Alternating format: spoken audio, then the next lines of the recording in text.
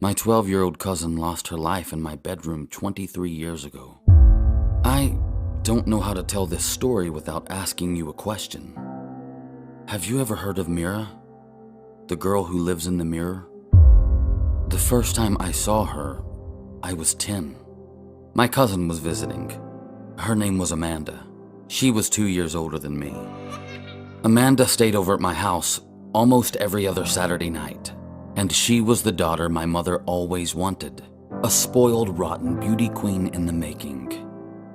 And then, one night, as we were getting ready for bed, Amanda pranced around the bedroom before finally stopping in front of the large mirror near the foot of my bed to apply a tube of red lipstick. I asked her why she was putting on makeup just before bed. She told me that in order for beauty sleep to work, you have to go to sleep pretty. Then she said, "You know, you could do with some makeup to cover up that shit stain on your face." She was talking about the birthmark I was born with. I tried to hide my embarrassment, but I couldn't because, well, it's permanent. Amanda knew it was the reason I hated talking to people. Their eyes always linger to my birthmark. I can almost hear them thinking, "Ugh, that's unfortunate." It has always made me feel like a circus freak. "It's okay, not everyone can be pretty, you know," my cousin said under her breath, and it hurt. I watched in silence as Amanda moved from perfecting her lips to brushing her hair, only stopping in between to admire herself in the mirror. But something about Amanda's reflection wasn't right. "Amanda," I whispered. She turned her head to look back at me and my heart stopped. Her reflection didn't move with her. The person in the mirror was not Amanda. It wasn't her.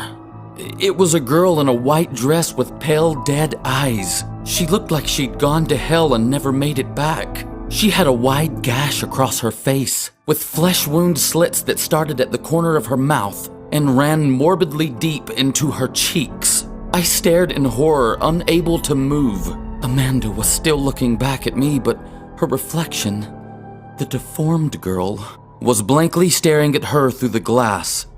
The reflected girl's eyes were pearl white and lifelessly fixed on her position.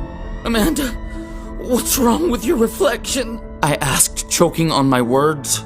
She was facing me, telling me to cut it out while I watched the girl in the mirror pull out a small box from behind her back and remove a crisp razor blade. She casually placed it in her mouth and began to chew, still smiling blankly as if programmed to do so. Then we both heard it. It came from the mirror. Amanda immediately spun around to find Mira in the mirror.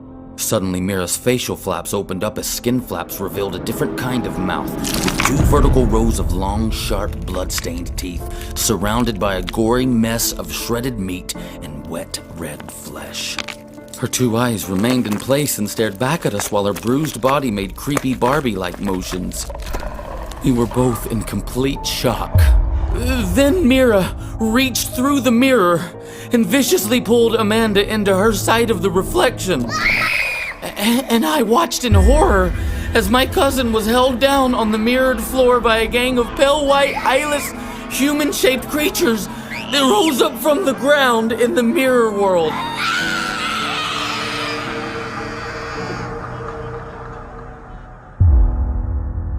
To my disbelief, Mira climbed out of the mirror and crawled across my bedroom floor on all 4s. I backed into my bed, but I couldn't get away from her. In seconds, she was face to face with me. I couldn't move, I couldn't scream. Mira caressed my face with her hand and slowly edged my birthmark with her lifeless finger.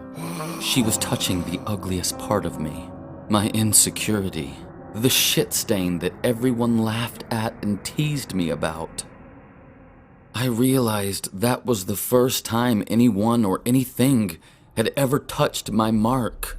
Amanda's muffled screams grew louder as pale, faceless freaks continued to hold her down. Mira quickly scattered off the bed, crawled across the floor, and returned to where she came from. the mirror.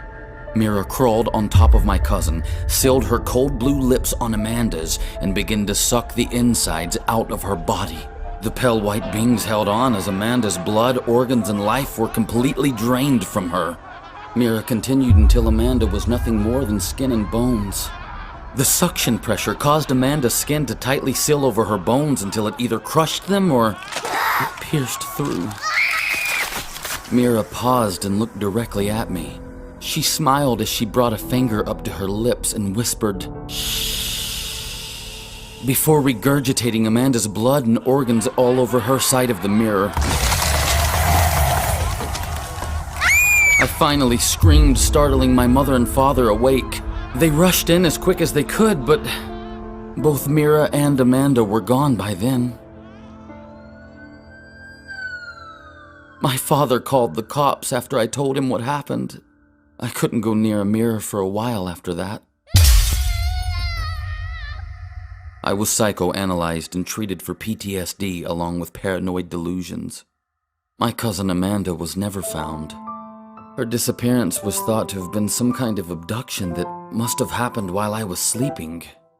It took months of counseling and multiple therapists to convince me that what I saw was all in my head and that Amanda had in fact been kidnapped in the middle of the night.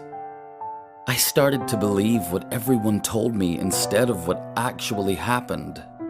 But something changed on my 14th birthday. I was given a new dressing table. And that night, I saw Mira again. She had returned in the mirror. She was holding my cousin's dried out, shrunken, severed head. There was a birthday candle in the center of Amanda's head, dripping hot wax down her forehead.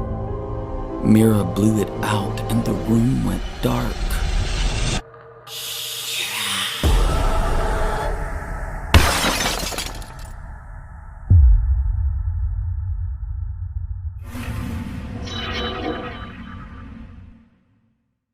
Watch new vids every Monday and Wednesday, and new chapters from the Crypt Monster universe every Friday, only on Crypt TV.